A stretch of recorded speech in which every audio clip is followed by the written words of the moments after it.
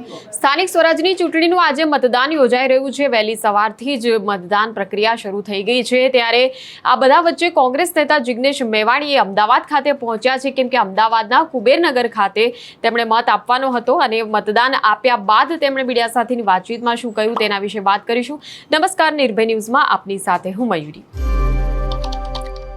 સ્થાનિક સ્વરાજની ચૂંટણીમાં આજે શાંતિપૂર્ણ માહોલમાં મતદાન થઈ રહ્યું છે। ત્યારે કોંગ્રેસ નેતા જિગ્નેશ મેવાણી જે અમદાવાદ ખાતે પહોંચ્યા હતા અને અમદાવાદના કુબેરનગર ખાતે તેઓ મત આપવા માટે ગયા અને મત આપ્યા બાદ તેમણે મીડિયા સાથેની વાતચીતમાં સ્થાનિક જનતાને મત આપવાની અપીલ તો કરી જ છે, પરંતુ તેની સાથે સાથે સ્થાનિક સ્વરાજની ચૂંટણી છે એટલા માટે સ્થાનિક મુદ્દાઓ પણ યાદ અપાવ્યા, સ્થાનિક જનતાને જાગૃત થવાની પણ અપીલ કરી છે અને કહ્યું છે કે મોંઘવારીના જે મુદ્દા છે, સ્થાનિક જે પ્રશ્નો છે, રસ્તાના પ્રશ્નો છે, પાણીના પ્રશ્નો છે, તે બાબતે જનતાએ ધ્યાન આપવાનું છે અને તે બાબતને ધ્યાનમાં રાખીને જ પછી યોગ્ય ઉમેદવારને મત આપવાનો છે। ત્યારે પહેલા એ જોઈએ કે જિગ્નેશ મેવાણીએ મત આપ્યા બાદ શું કહ્યું।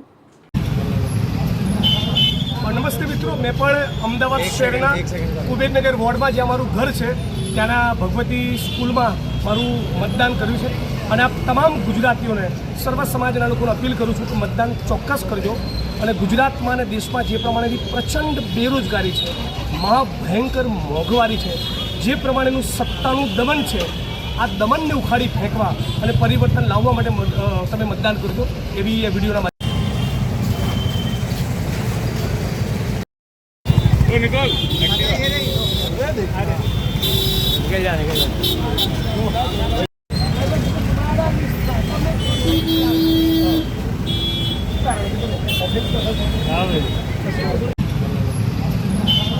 નમસ્તે મિત્રો, મેં પણ અમદાવાદ શહેરના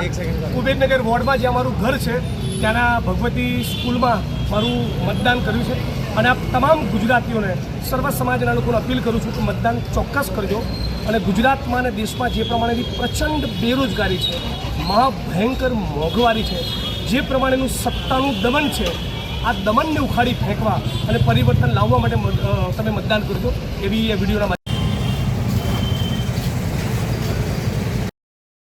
તો